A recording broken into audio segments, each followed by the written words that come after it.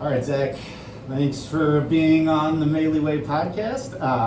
You didn't hear, but in the intro, I talked about how we kind of got connected through your brother Logan, and how I ultimately came and spoke here and at this exact location to your men's group. It's actually only the second time that I spoke since I started launching this Maley Way, and I don't mean to boost your ego too much, but I remember I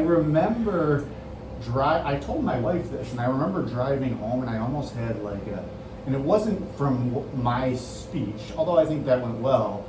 It was I had a feeling of giddiness, and I don't know if you ever get that, but I had that feeling it reminded me of watching a Remember the Titans or Hoosiers, or I saw Paul Konerko hit a big home run, or Jordan hit it in '98. Now I'm not comparing you to Jordan, but that's the feeling I had, and what ended up happening is I spoke, and then there was a question and answer session, and then you guys kind of went through an exercise, and the openness, the honesty, all of that, it was weird. I thought it was awesome. And I remember joking around afterwards to you guys. I don't know if you remember this, but I said guys, 15 years ago. Oh, I remember this.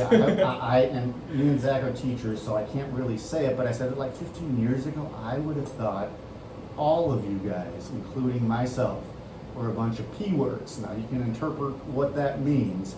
But now I have a different P word that I think of, and it's power. I think there's a real power in that kind of vulnerability, community, and I had that feeling as I left. You're 12 years younger than me, I think. What? I'm 29. 29. Shoot. Oh yeah, 12 years younger than me. All right. So I'm curious. Did you have a similar mindset like me growing up? Do you think all this was soft, or you were a wuss, or were you more open because you might have been educated a little bit more? Actually, I feel growing up, the idea of mental health wasn't really even talked about. It was something that I didn't really even get familiar with until I got out of college, I would say. So yeah, I would say I did have that same mindset. So I thought when I was kind of going through it and I was having a hard time getting out of it, that I was soft, and it was a hard time for myself as well. I think also growing up and being in sports, when stuff does not go your way, you've been kind of taught of hey, rub some dirt on it, you'll be okay, let's keep going from there. So in a way, I do agree with you. I did have that mindset of when I was going through it, when I was at a hard time, that I was being soft. And of course, that's grown throughout the years, and doing more research and more reflection on my own self, and kind of seeing family history, my friends and all that. So my interpretation of it from when I was growing up to now, it's complete 360. Yeah, and I mean so I had that feeling of giddiness. Did you get what I'm talking about in terms of that? And when you come here with your group on Sundays, do you get a little I do. bit of that? I get pumped up. I get hyped up for it. I think one of the coolest things one of my buddies said, when I leave the meetings, I feel like I just left church. There's a sign of inspiration, empowerment when you leave.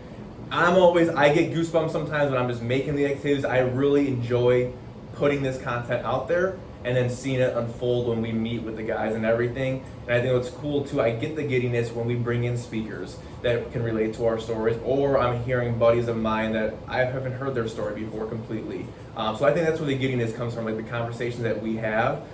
When we do have those good conversations, there's a lot of empowerment there, but it's also kind of a self boost for myself as well. Maybe what I got here it's going well, so I really enjoy it.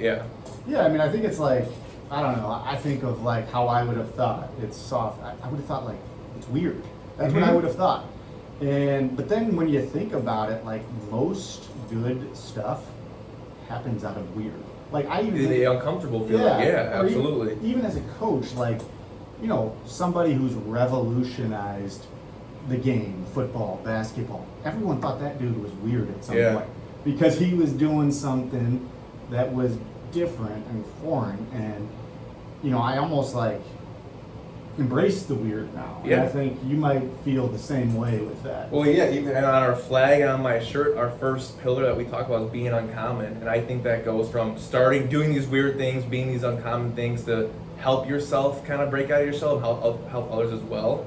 But also just kind of in the society that we're in nowadays, like being uncommon it's being positive when everything's going negative. It's being that light at the end of the dark tunnel. So I completely agree with that. I love nowadays. Before, my anxiety was so bad that being uncommon, being weird was like, no, thank you. But now, like, I'm okay with standing out and embracing that weirdness. I think, like you said. Yeah, and I think I think you probably have a similar mindset as me, where when maybe you were going through your mental health struggles, you cared what other people thought. 1000%. But it seems like now, and I have this feeling, like growing up, I always had that, like, I didn't care what other people thought. But then when I started struggling, then I really did. And now I feel like I got back to, like, I don't care.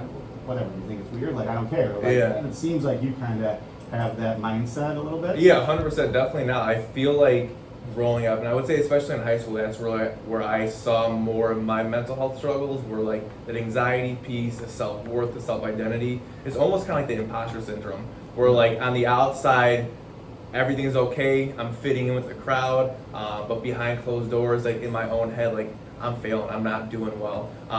And I cared about how people saw me. Like, I wouldn't talk about my faith. I wouldn't talk about like these positive mindset things that I want to do, that I'm trying to do.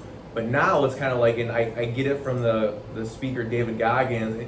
He goes, in the most positive way, like, I don't give an F what people think about me. If I'm going out in the world every day and I'm trying my best to make a positive impact, that's all I care about. And that's really where my mindset is now, is if I can go out and try to bring some good to what we're doing, that's what I care about. Yeah, I mean, for me, it's, and I think I want to close with this, but I'm going to say it right now. Yeah. For me, as a father of 4 kids, like, I'm inspired to do what I'm doing, but I'm also, I think that's one of the reasons why I was giddy, because I was thinking, like, hey, watching this young guy lead this men's group. I got 3 boys, and I'm thinking, like, wow, things are headed in a better direction. And that's kind of where I was at. But I guess let's rewind. How did we get here? Like, just tell me a little bit about your upbringing, like, you know, up until maybe you started struggling. Like, Honestly, all my life, your typical athlete, played baseball and basketball my entire life up until the end of high school, where I just focused on baseball.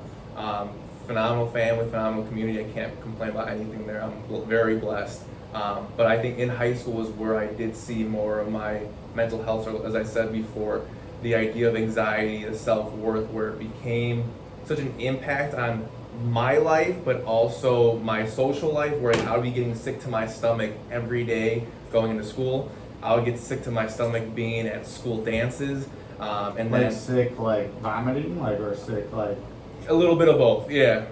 Yeah. I had the same cramping, thing. yeah. So it was just that uncomfortable feeling, and then it got to the point where I was so in my head that I projected that it was gonna come. Like, okay, it's gonna come, so I'm kind of done. So that also in a way impacted some of my athletic career in my eyes. I was a 4-year baseball player at Conan, 3 years on varsity. I was known for my defense, so I took pride in that. That's something I never struggled, never had a worry in the world about. But when it came to hitting, it was kind of not first nature for me. And that's where I saw a piece of it kind of take on. So I was like, oh, if I struck out here, it's constantly kind of going through my head. So I would say that anxiety, the self-identity, the self-worth really played a role in my social and my athletic career, yeah. Yeah, and I would say, like, I don't know, like, I used to throw up all the time at basketball practice. Part of it was our coach, and I've talked to him, he knows, he was a maniac, like, we ran a ton, so it was part of that, but I do think, like, it was part of that, but then maybe it was, like, I was anxious, and I talked myself into it. Now, I will say, if I think about anxiety, like, baseball, like, that's got to be a tough sport for that. Yeah. Because you are waiting around forever. You get stuck in your own head way too easily. Yeah, where at least I feel like basketball, like I screw up. Yeah. Or if I'm a quarterback, I throw a pick. Like, I can get it back 100%. pretty quick. Where I feel like baseball, that had to be tough to deal with. Yeah, because like I kind of said, it can become a domino effect. And like you see it sometimes like in Little League games where like one kid makes an error, okay, now another kid makes an error. It's that time where like, and if you are someone who struggles with anxiety or just like that negative perception, if you make an error, you strike out, you have 1, 2, 3 more innings until you get another chance to kind of redeem yourself. So you are kind of stuck in your head during that time.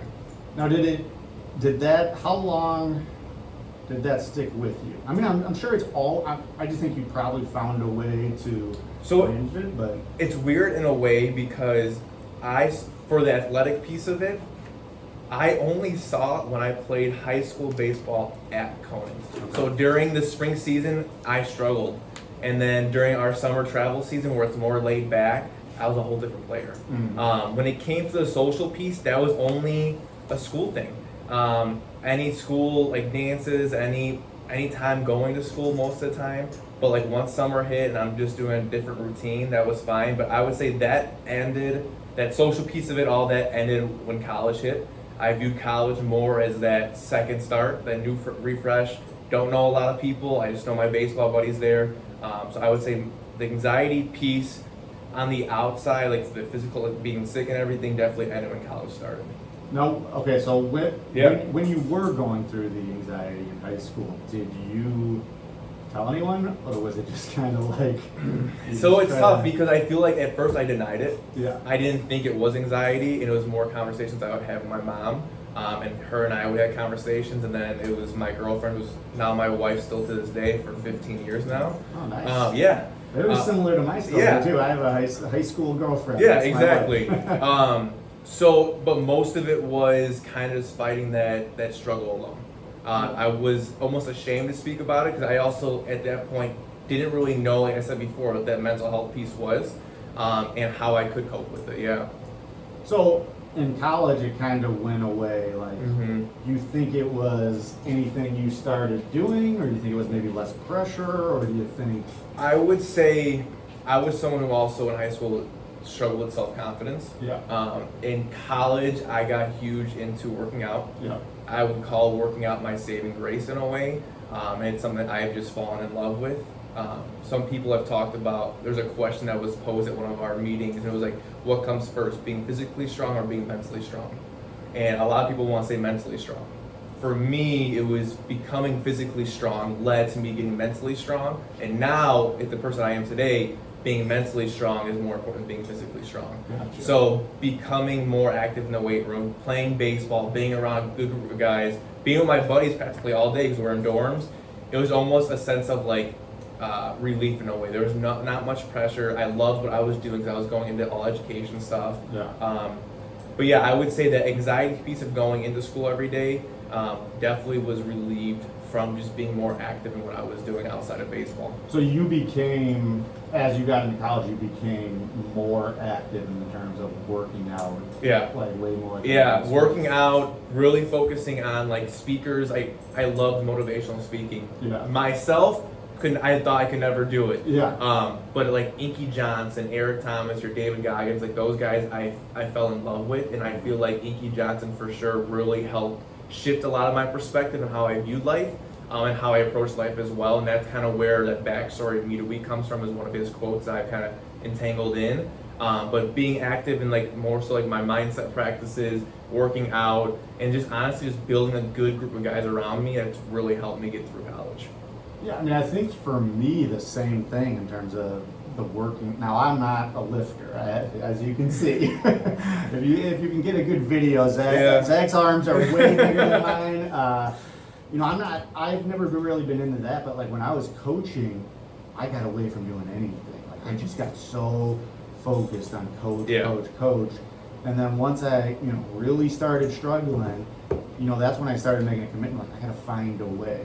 And one of the things, and Logan, your brother, can attest to, is I started playing basketball against my students, and I have 2 classes, and I do it every single day. And it's almost been like a lifesaver for me. Mm-hmm. Like giving Logan buckets every single day. And the I hope he hears this. I hope he hears this. Hopefully Logan's listening. But Logan, you may have really helped me by, being that guy that I could take down. It's okay. Hey, nothing changed at home either. No, but like seriously, Yeah. like just, that was my way of getting that exercise in. And it's something that I got to continue. I might have to find a different way as I get older because I don't know how much longer I can compete against high school kids, but it's a way for you just feel good. And I think for me too, I feel like the anxiety piece in itself, it was so focused on me. And when I went through college, I started more of a different battle where one of my middle brothers started kind of dealing with addiction. Mm-hmm. And that almost led to a different perspective of let me put myself aside. How can I help him? Even though it was putting another burden on my shoulders as well. But that's also where working out came in handy. Like if I heard he had a tough week, then I'm like, all right, I'm in the gym, I'm working out, I'm trying to clear my mind so I can be the best version of me for him. Yeah, I mean, I was going to ask you about, I wanted you to bring it up. Oh, yeah. I wanted to ask you about that because, your brother, when I came, he was here, and I think he was celebrating. At that point, it was I think 4 months. Yeah. 4 or 5 months, yeah. He was celebrating something, and you went around, everybody kind of clapped for him, and I just thought it was really cool. And recently, I've had a family member dealing with addiction, and I remember thinking about your brother. Mm-hmm. And I remember us talking, we were right over there and we were talking, I was kind of like, it's almost like this is like AA, in a sense, where, for me as a person, I know everybody was dealing with something different, but for me it's like, once a depressed guy, always a depressed guy. Mm-hmm. Just like once you're alcoholic, always, you know what I mean? And it's kind of like, I understand the power in the AA side, if that makes sense. 100%, yeah. And I'm curious, does he have that kind of feeling too about what you guys are doing? Or He does, and I think the coolest thing about what we're doing, it's part of Me2We is our men's group, and that's why I'm so proud of it, because what we're doing has really empowered the community that we have. So Cody by himself, he just reached a year sober. Yeah, that's awesome. And he does a lot of it. He talks about how the village that we've built here has helped him get to where he's at. Of course, it's a you versus you battle, but the village that you have can really play a role in that. And then we have another guy that's one of his good buddies that also hit 200 days sober. Yeah. So he does get that AA feeling because you are sharing your story, but here more so too, you have other guys in a way going through some similar things, not the same exactly. But you also have guys coming together and keep each other accountable as well. Right. And I also think there's a lot of people who deal with mental illness in a way in terms of depression, who then turn to, alcohol or drugs, and then it becomes a big cycle. But again, I thought it was really cool, him being here and talking about that, and everybody kind of almost cheering him on or lifting him up. I just thought that was really cool. Yeah. So, I mean, are you open? Are you an open book about all that? In terms of, your mental health, your brother's. When did you start becoming hey, I'm gonna start talking about this? Yeah. So for me personally, talking about my own mental health, actually back in. Oh man, so there was a show, I think it was 2018, 2017, it was the year after college. The Rock came out with a show called The Titan Games. Now you're speaking my language with The Rock. Okay, see, alright. And all my kids, they're going to have to watch this part. That's what I know, please. So there was a show called The Titan Games. Okay. And I don't know if you remember it, so it was a physical fitness show. Yeah. And the first episode came on, I turned to my wife, girlfriend at the time, of course, and I was like, I'm going to apply to do this. Granted that I know that this application process was a lot more than I thought. Yeah.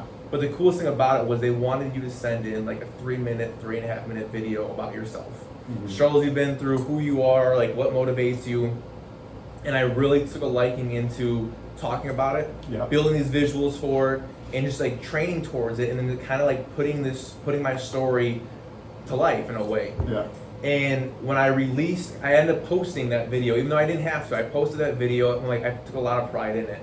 And the amount of people that I had reach out to me, with half of it being like, hey, I didn't know you went through this, I'm very proud of you. And then the second half, like, you have to do more with this. Right.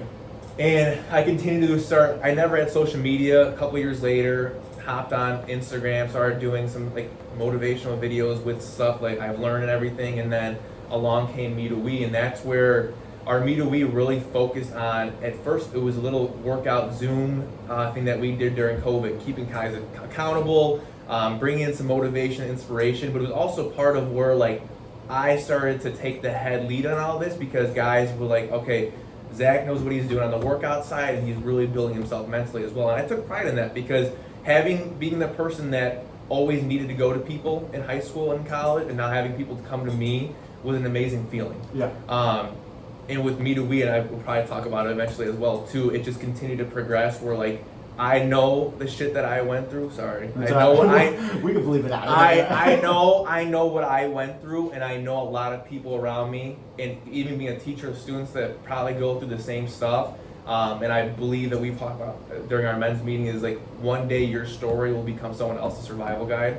And I really believe that. So that's where I've been an open book with that. And then with Cody's journey, I still don't share everything about his journey, because I think it's his story to tell. But he does share a lot during our meeting, so I will kind of recap and just talk about some things like that. But it was more so when he started getting help for what he was going through, that's when he was like, Zach, this has impacted you enough, like you have my permission to talk about it.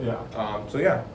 Well, now you mentioned being, with your students. Yeah. Now that's something that was, we're both public education, like, I don't know, at least maybe when I was going through it, it was always like, don't share anything about yourself, like you're almost a robot, and like, you know what I mean? At least like I was taught like you never said anything about your personal life. Yeah. And at one point I was just kind of like, I'm just gonna go with it, because I think this could help people.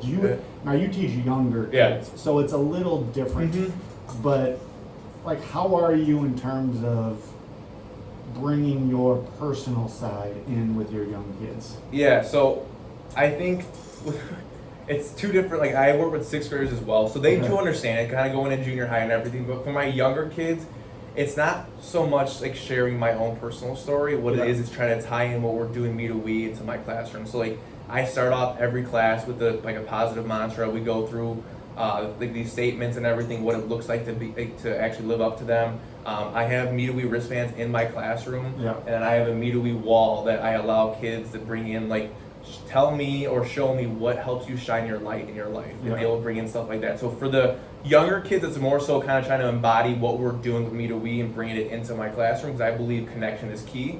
And with the sixth graders, I'm okay with talking about my anxiety, and I've done it before, because a lot of these kids are going through it, especially going into 7th grade. We do see a lot of that. I'm very open with them. Sometimes it resonates, sometimes it doesn't. But I try to be an open book with them, because at the end of the day, I know by me being real and authentic, it's going to connect with them more than me just putting a facade up. Yeah, I mean, when I started doing it, I haven't had a better stretch of teaching than when I started doing it. And it's not, every kid in my class is not dealing with depression. But they see you talking about like something that a lot of people frown upon, and like I just feel like it's made classroom management, it's made my relationship with my students, even like I don't know if I would have had as good a relationship with Logan or Jake if they hadn't seen me speak about that issue, if that makes sense. No, 100%. Because I think it brings out your true authentic self. I think it's like you're not walking on eggshells, but you're also living like a double life where like you have to put this mask or this facade up as a teacher. Like I can't share anything, everything's good, everything's dandy, but like I feel like students will relate when they see that things are not always good, and maybe you've struggled with the same things that they have in the past. Now is this something that you had to like broach with your principal, or like, Not so much, because with the mantras, a lot of our teachers do that. Okay. And with the Me2We stuff, I don't like deliberately speak our message, like, but people like know, like my principal's a big advocate of what I'm doing. She Awesome. saw us on NBC News. She follows our page. She bought one of the books. Yeah. So she loves and she knows who I am as a person. And what I'm doing more so is just kind of entangling the Me2We message of how I go about it, Yeah. but not directly, I would say, sharing it or providing Me2We stuff. Yeah, and I did a full episode on I did an episode called "The Game Has Changed." And Yeah. basically, what I was saying was, there used to kind of be automatic buy-in years Mhm. ago, like, hey, you're the teacher, you're the adult. Yeah. I'm listening to you. Not anymore. And now you don't have that. So I think, as educators, we almost need to adapt to the changing times. Yeah. I think one of the ways to do it is be a little more vulnerable, be Yeah. a little more open and honest. I just feel like it's helped my classes, and it helps me, Yeah. talking in front of people, something that I always hated to do. You said you hated to do it. Yep. Doing I cannot believe I'm doing this right Yeah. now. My buddy Adam Lynch, if he's ever listening to this, was like, this was not on my Jim Maley bingo card 25 years ago. Because I was a guy who was dead silent. I just went about Yep. my way. And I think part of that, and this is a question I'm going to ask you, Yeah. as Irishmen, as Irishmen, I know you're 50%, I'm closer to 100%, but I've looked into that whole thing, the alcoholism, the Yeah. mental health side, and the research shows there's no direct biological link between depression, alcoholism, and being Irish. However, the culture of being Irish, the culture of holding things close to the vest, being I know my dad. There's no blame being placed Yeah. there. Man, a few words. Very intelligent, has been great to me, but it was keep everything inside. Mhm. We don't talk about Yeah. things like that. Did you have that type of culture growing up, or were you know what I mean? It's I would say a yes and a no. Okay. And it's not more so it was ever frowned upon. It's more so I would say on the perspective of my dad, probably one of internally and externally one of the strongest guys I know. A role model of me in his story, and I share some about his story when I go through Me2We as well. It's a big impact on my life that people really don't know about. But I think for him, he's someone is that. You think about that phrase, keep going. And I feel like he's the living mantra of it, because he may not share what's going on. He handles stress and anxiety in his own way, but this man never stops. Yeah. And I think that's where I kind of grew up of I'm not going to share anything. I'm just going to keep going. Yeah. But then I have my mom's side of it, where my mom was always a person of hey, if you need to talk about it, you need to speak about it, you have free reign to talk Right, about it. right. So I think it was kind of not a double-edged sword. It was one of both ways. However, I kind of wanted to go about it. If I Right. wanted to be hey, I'm gonna hold it tight to my chest, it is what it is, or I had that person if I needed to as well to talk about it. Yeah, and I think part of it, there wasn't a whole lot of education, and that's kind of what are you familiar with Aaron's Law? Yes, yeah, because we do it for You do school. it. Yeah. So you do it in school, and I think that I've heard some people be oh, why are they talking about that? Oh, they shouldn't be talking about that. Well, if they don't talk about it, how is a little kid supposed to know that things are inappropriate? Yes. So I'm of the mindset, I think that girl who did that, I think she went to Schaumburg High School. She was local. I think it's amazing what she's done Yeah. in terms of that, because it has people talking about a very real issue that was kind of hidden on the back burner. But I almost think the same thing with mental health. I don't know, there's no law that you have to talk about it at a certain age. And obviously I'm not going to go into a bunch of first graders and be I was at rock bottom. You know what I mean? Yeah. I don't know. I almost think that there should be something in schools where they taught, there's a curriculum where Yeah. they specifically talk about it. Yeah, and I know in our district specifically, we have the SEL lessons, the social emotional learning. I think there could be more done with that. We've given this block of time, amazing, but I think that mental health piece of it is a huge thing. I believe a kid's social emotional status will impact our academic status. And if you're only focused on this academic status or like the bare minimum of social emotional, I think you're going to see struggle in both of them. Yeah, for sure. Well, let's get into like Me2We a little bit more. So, of course. Because again, I was giddy after I came home from it. And I just want to know, like, I was reading some of your stuff, and one of the things was Me2We is more than a brand. It's a mindset, message, lifestyle. Like, what does that kind of mean to you? Yeah, so I feel like on social media nowadays, you see different brands, you see all these things, and I always told my buddies, like, they've asked, like, oh, like, you want to get apparel? I'm like, I don't want Me2We to be some like t-shirt brand. I don't want it to be like a lifestyle brand. I want it to be something that people think of, and they think of impact, they think of community. And that's why I say it is a brand, it's a lifestyle, it's a mindset, it's a message, but at the end of the day, that's how I first knew about you, was I saw exactly, yeah. So it builds exposure. It builds exposure, which I would say. So I'm okay with having the apparel, but I didn't want to be known only for that. Right. But as you've seen with our men's group and like with our social media platform, with reaching out to different people, like I want Me2We to be a community. And we talk about the message behind it is about understanding and recognizing your own gifts, your own struggles, and your own stories, to turn that into inspiration and growth for other people. And I think that deliberately relates back how I said Inky Johnson. He's someone that I have looked up to, and I probably will always look up to. And when I met him in 2015 at our school event, I was in tears. As like a freaking grown teacher walking up to him in tears because of the impact. And he says a quote, and it says, when an individual shifts their perspective from Me2We, that individual literally becomes dangerous because now he's attached to mission and purpose. And when I heard that, that's really what shifted this perspective of like, I'm going through my go-through right now, but somehow, some way, what I'm going through can help someone else. And sometimes by helping someone else, it's gonna also help you. So Me2We, like I said, I want to be a community. And what we have built now is we had a social media platform at first. Now we post daily content, fitness, mindset, mental health, faith, and we talk about our men's group as well. Our men's group started back in 2023, and that's where it was really inspired through my buddy Pat O'Malley. He runs a podcast called the Keep Going Podcast, and it's an athlete shining a light on mental health. And being on his podcast really kind of opened up some eyes for me. And then during that summer, I was kind of going to another school year, having some negative thoughts. Then I had a good buddy of mine going through some stuff. I had a sibling going through stuff, and it's like all these things leading up to it. I'm like, how can I create a space outside of social media where I can bring guys together, be vulnerable, be real, but also use that as a tool to grow. So I talked to Pat, I talked to another guy, I'm like, I'm gonna start hosting these men's meetings. Let's see what happens. From there, 3-4 months later, we got featured on NBC News.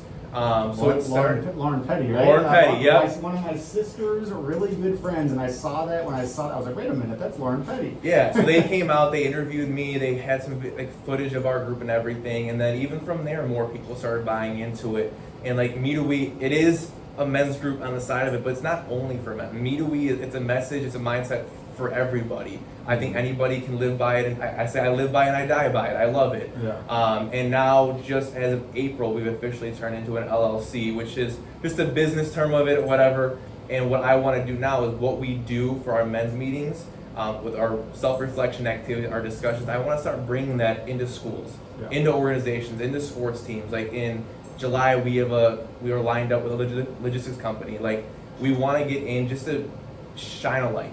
We're not professionals, right, but we're people that have gone through our go through, and we can be a source of inspiration for other people. Yeah, I mean, it wasn't just me, and I don't know if you remember this. I think I might have texted you about this, but like I had spoken a couple days before, one of my first times I spoke in Hinsdale. Yeah.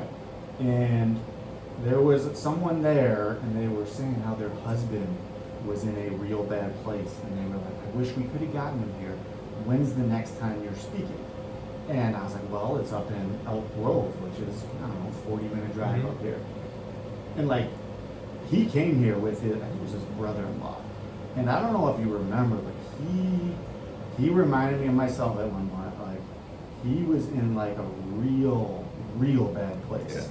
Yeah. And I'm not saying that Zach Gale or Jim Maley, but I think like he went from like not saying anything to like he actually like participated in what you were doing.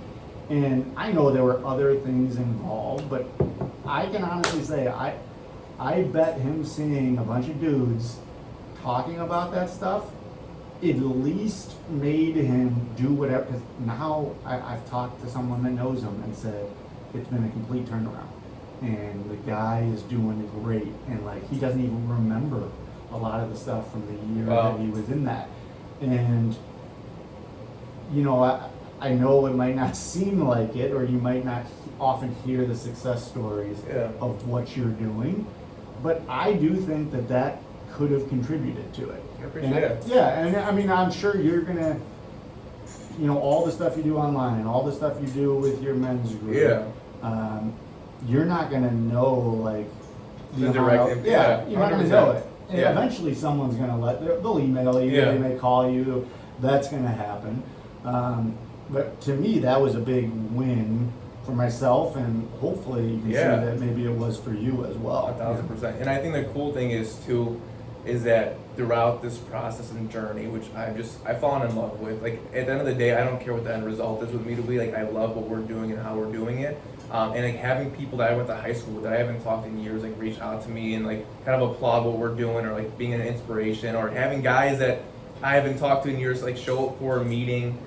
Or for example, we just had someone, or guys who would have been calling you a tool 20 years ago. 1,000%. Or like now people who are kind of like staples in their community, Chris from Walking Tall, like joining our meeting yesterday. So having these different people from different backgrounds join our meetings, reach out to me on social media has been a huge blessing, and also an inspiration for myself as well. Yeah, so I see you got your pillars right there. Yeah. Be uncommon, serve others, shine your light. What can you tell me about that? So be uncommon, we kind of talked about earlier. I believe that we live in a society nowadays where being negative is okay. We believe that adversity sometimes is a bad thing. Here, I believe that positivity will always outweigh negativity, and it's up to you to find that. And I believe that adversity is not a negative thing. It's one of the greatest tools for growth. For serve others, my parents taught me at a very young age to always help out that person next to you. And you really never know what they're going through until you do. And whether we're teachers, you have coaches, you have garbage work, whatever you want, whatever profession you're in, no matter what you do, we're always a part of the people's business. And you're always going to have that interaction with people, whether it be a smile or a wave. I think you have the power to really change someone's day, whether you believe it or not.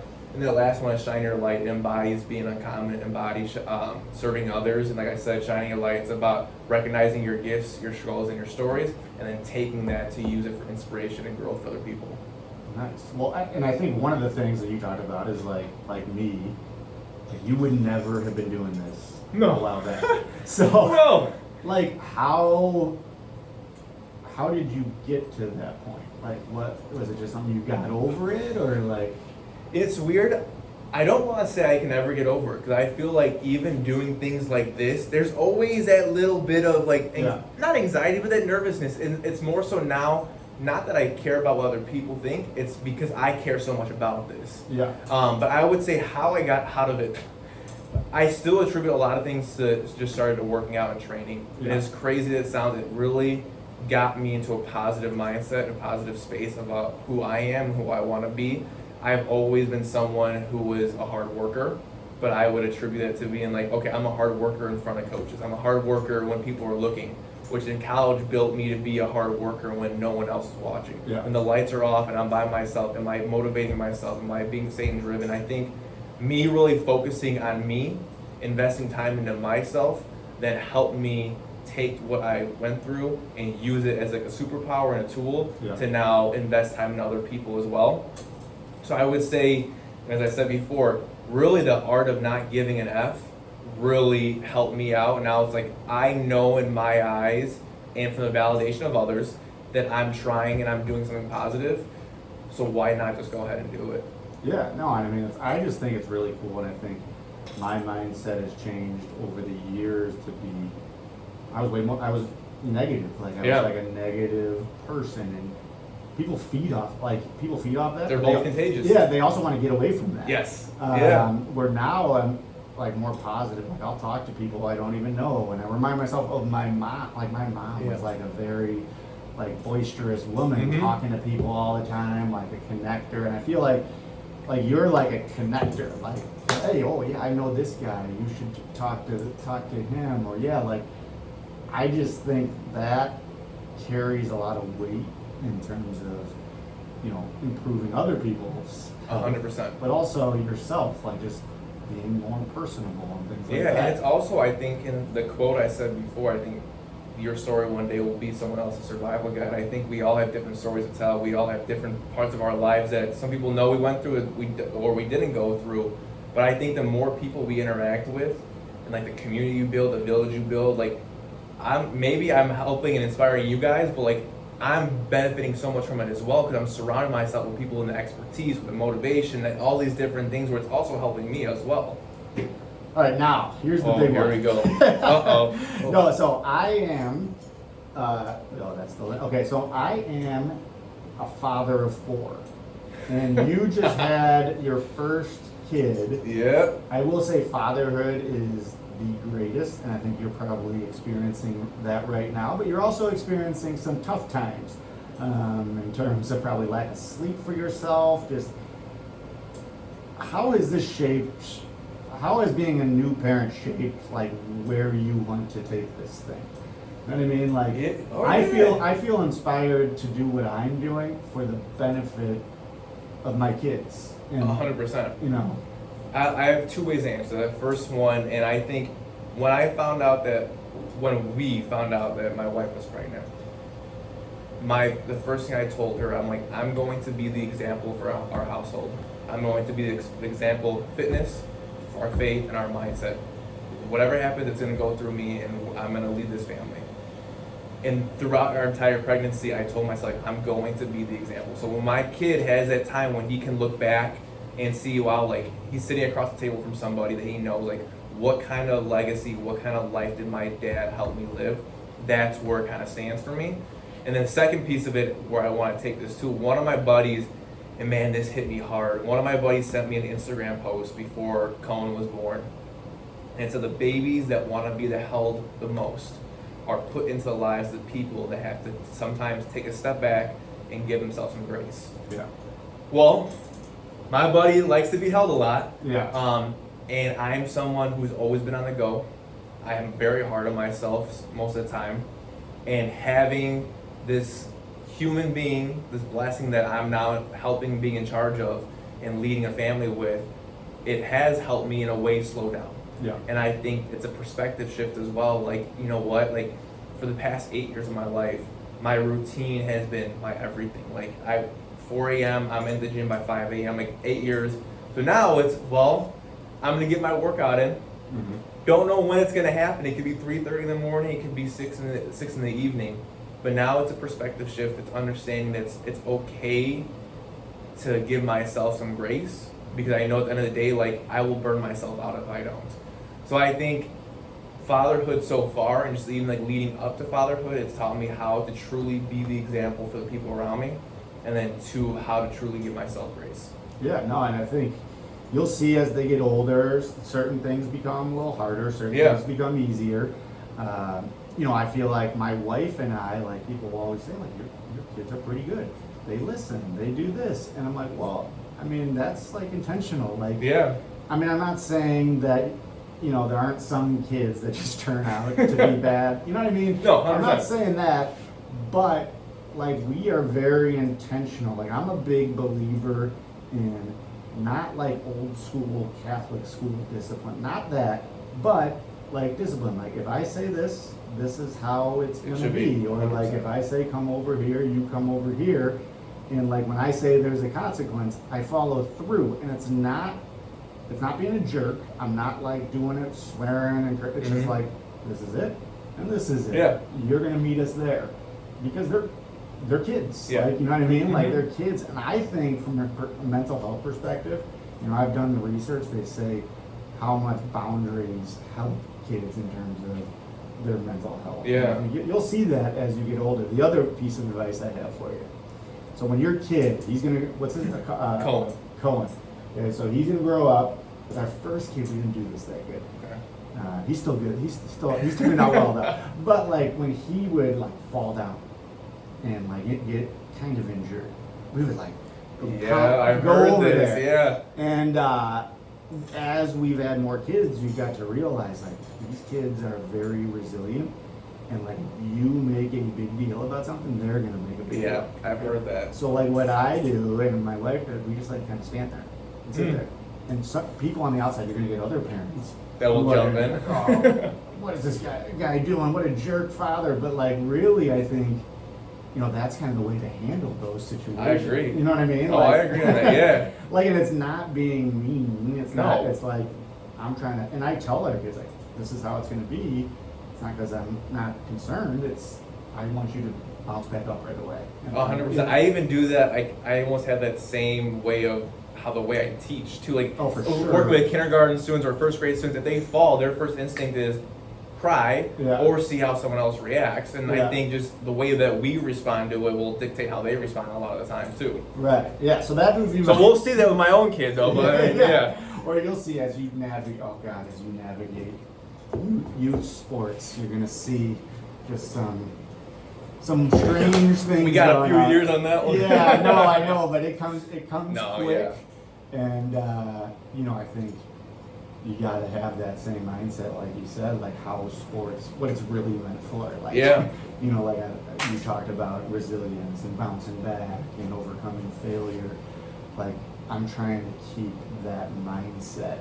And it's tough because there's a lot of people who don't have that mindset. 1,000%, yeah. And what's funny is that's a lot of people who like never played before, which is really bothersome to me. But so I want to talk a little bit about how long do you got? I know you got to get home. You got to get home to the 2:45. I have until 3:15. Oh, 30 okay. minutes. All right. Yeah. No, I just wanted to talk. So in the intro, you didn't hear the intro, but I talked about your book. Okay? Yeah. So I bought your book because I liked you. Okay. That's why I bought it. I appreciate it. I Thank bought it you. because I liked you and I had kind of bought into you. Okay. But I wouldn't say like I was expecting, like, I don't know. I don't know how to say this, but I wasn't like expecting like this would be the greatest thing. Yeah. And I wasn't like, I was like, all right, I'll buy his book. I'm not gonna like sell it though, or I'm not gonna like promote it unless it's good. Like, and it was like, it's kind of like when I was a coach, and I'd have a college coach, and they'd ask me about, Zach, is there any red flags? I would tell them the red flags because I wanted them to have trust in me. Yeah. But also I thought it was a benefit to the next kid who was a great kid. And now when I said something, my word meant 100%. something. Yeah. So I kind of feel like that with your book. Yeah. I read it and I thought it was good. And then I read it to my kids. And I read it to I think he was 4 at the time. I read it to my daughter. I didn't read it to the little guy yet, but I will. But I read it to my daughter who's 7 now, my other son who's 9, and like they really liked it. And I think they liked it, one, they liked the dino aspect. The little guy really liked the dino aspect. But it gave me an opportunity to like talk about different things. Yep. Like it gave me an opportunity to talk about like, I can't even remember exactly what they were, but like I would sit for each one and be like, hey, this is why this is important. Yeah. And I would go off of what you had in your book. How has that, like, have sales been going good for that? Or I mean, I'm blessed because that I should be. Because I'm blessed that I have any sales in general. I think I was so focused, like when I first launched it and everything, I was like, always constantly checking. And now it's been kind of like hands off. I check it here and there. I believe I've sold over 150 copies, which for me, I had no expectation. I'm like, if 1 copy sells, amazing. If 100,000 copies sell, amazing. I really had no expectation with it because truthfully, I didn't set out on that journey to even publish the book. I wanted to create like a gift for my wife for Christmas that she can then use for our son. I'm like, oh, well, maybe I'll put together like a little alphabet book. We keep getting all these books for baby showers and everything, but I want to make it more personal. And then I'm like, well, I also really want to translate the message of Me2We and like show my son like what his dad's all about, what he's trying to do. And so one day I just started listing a bunch of words that brought value to my life, that I believe stand with Me2We as well. I try to put it into a kid-friendly format with the dinos and everything, because it's kind of our theme for his nursery. And I took it to the aspect of, I know that some of the explanations may be a little hard for a 4 or 5 year old. But I think actually when I sent the draft copy to you, you're the one who told me, like, I actually had really good conversations. Yeah, my kid didn't understand it right away or had questions, but it allowed me to have a conversation. And then that's how I kind of promoted it on Amazon. I'm like, this book can be read for anybody who's 3 to 21. They may not understand it at 3 years old, but it's going to allow you to spark conversations with your kids and really have those meaningful conversations. So I'm really excited and blessed with how this journey has gone with the book. We have it in our son's nursery and everything, but yeah. Yeah, I mean, like, legit, I'm not lying. My kids have asked for the Dino book. Like, they've asked, and they don't ask for the repeat of a lot of books. You know what I mean? And like you said, like, I think some of the stuff, yes, my 3-year-old getting, like, what is being said? No, but, like, you are almost, what it seems like is you're giving what all of us come to understand as we get older. Yeah. We all, or not all of us, but a lot of us come to understand all these different concepts that we knew zero about. And I just think, like, if you're giving them a little, like, just recognizing that word, like, oh, I recognize that. So when they see it in their life, I think it becomes, you know, meaningful. 100%. And I think, like, what you said is, this could be for a 3-year-old, just getting them familiar, to, like, my 9-year-old, where now he can read it himself. And maybe he reads it himself with me right there to try to talk through different things. I don't know, I just thought it was really cool and something that I hadn't seen before. Like, and I've seen a lot of children's books, and I say children's book lightly because I do think it's, like I said, can go to all ages. I think I could even read it and, you know, like, hey, Larry, let's talk about that concept and this concept. I don't know. Where can people find it? Because I really. Yeah. So right now it's strictly through Amazon. So it's the Me2We ABC book, A Dino's Tale for Inspiration. The link is through our Instagram as well. And there's 2 versions. There is the version I originally wrote, that F is for faith. And then I made a school version as well because I had someone reach out to me where they wanted to put it into their school's library. Don't know if that ever happened, to be honest. But I made that version just in case. And so it's F is for family, which I had no problem changing, but I wanted to keep that original one out there too because faith is a huge part of my life and where Me2We came from. So I have those 2 versions out there on Amazon. Awesome. Yeah. All right, let's lighten it up a little bit. This is gonna be like rapid fire. Okay. All right, here we go. What is the hardest part about being a dad? Oh. New dad, hardest part. Could be funny, but it could be like, you know, cleaning diapers, whatever. No, cleaning diapers has been fine. No pee or poop on me yet. You know what? I guess more serious, of course. And now I think sometimes the hardest part is when you fed him.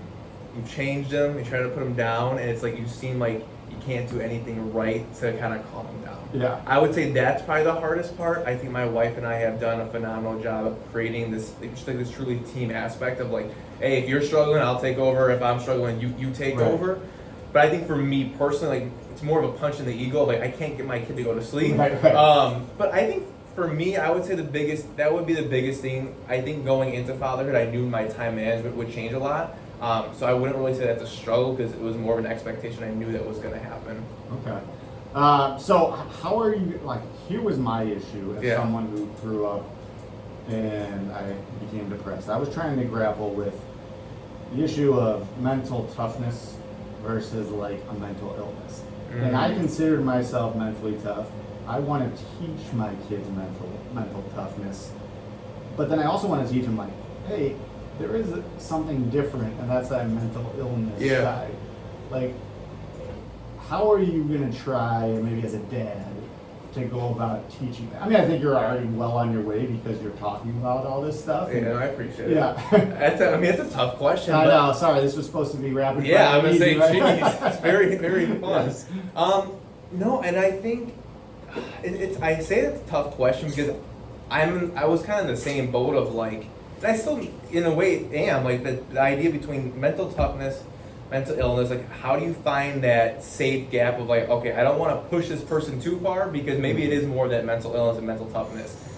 I would say for what I'm doing personally with Me2We, I want to continue to embody that into how I raise him.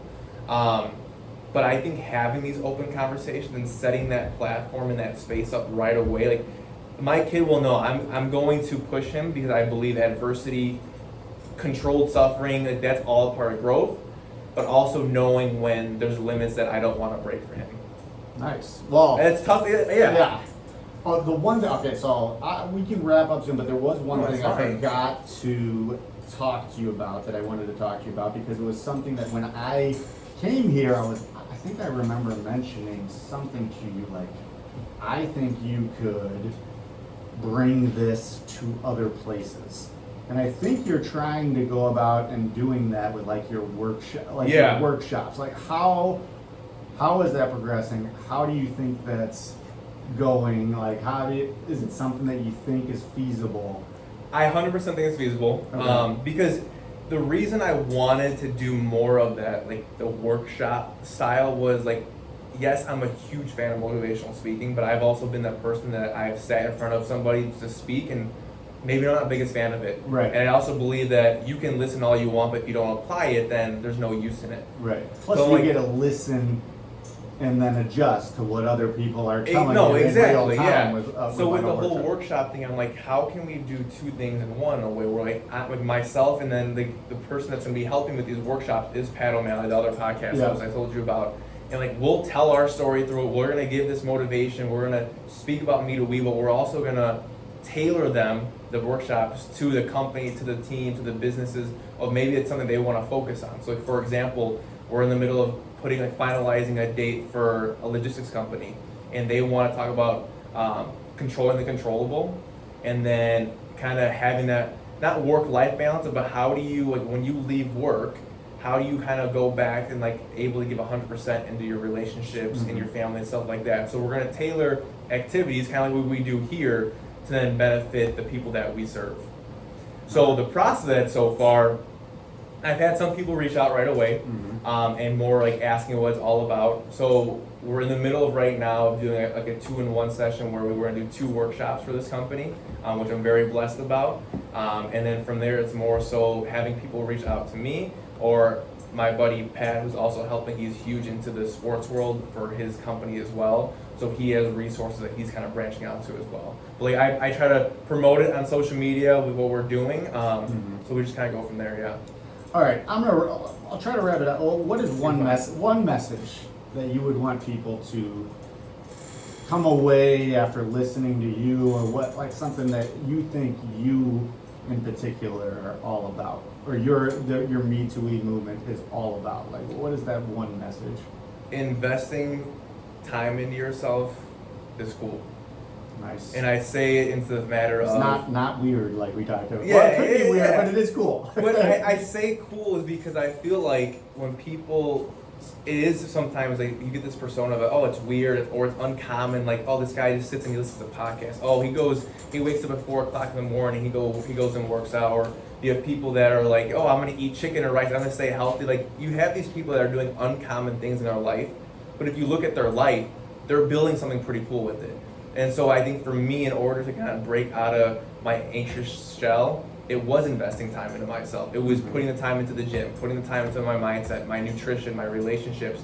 And then when you do invest the time into yourself, you are able to invest time into other people as well. Yeah. When I was able to truly love myself, I was able to give all that love to other people as well.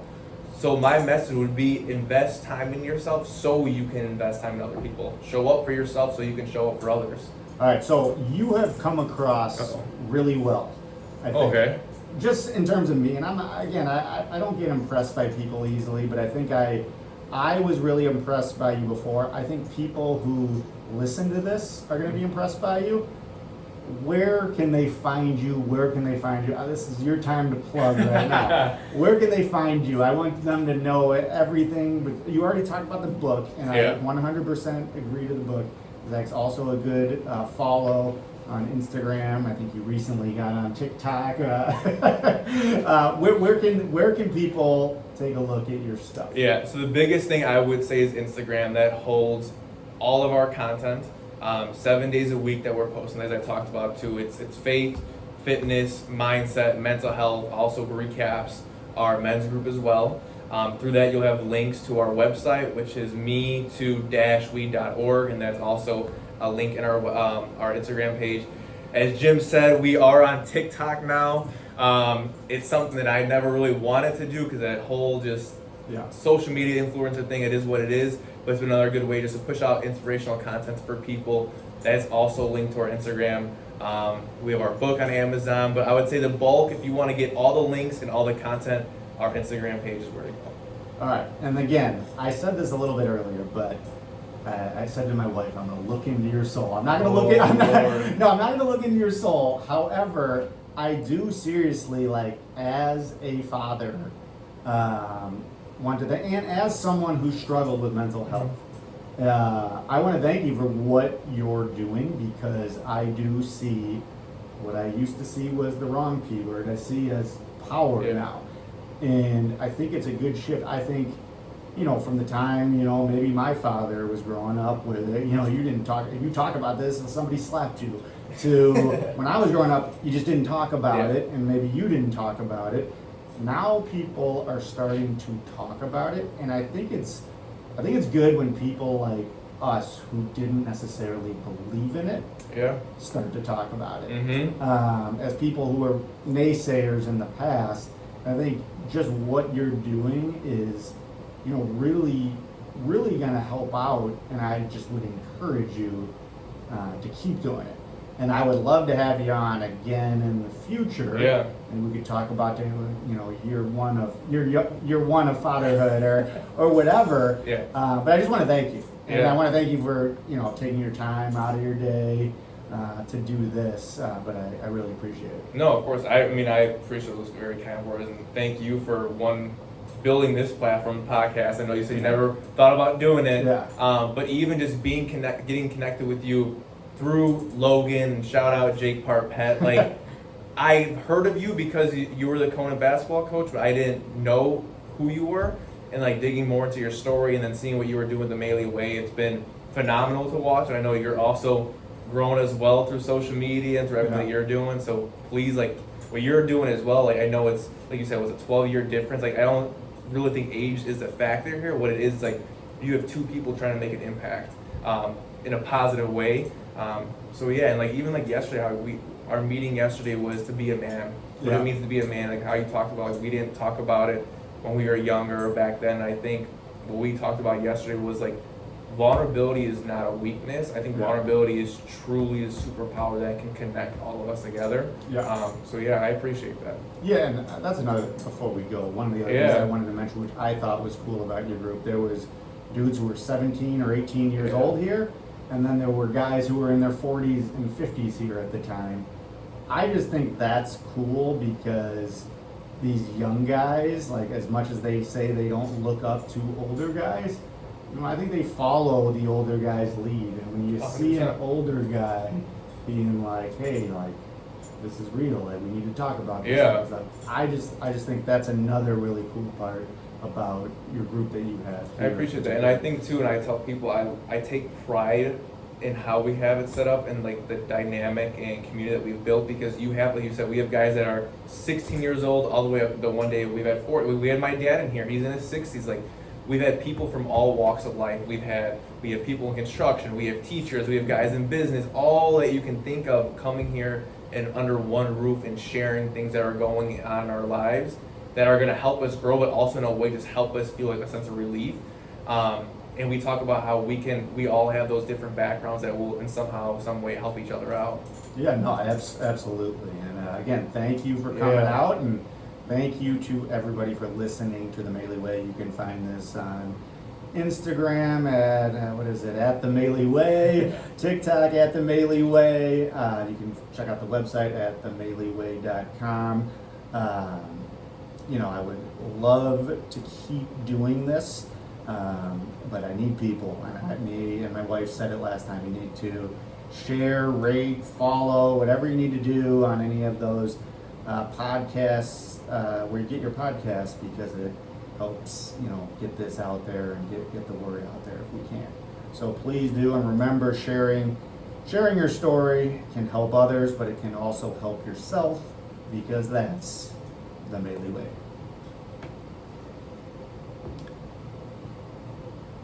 All right.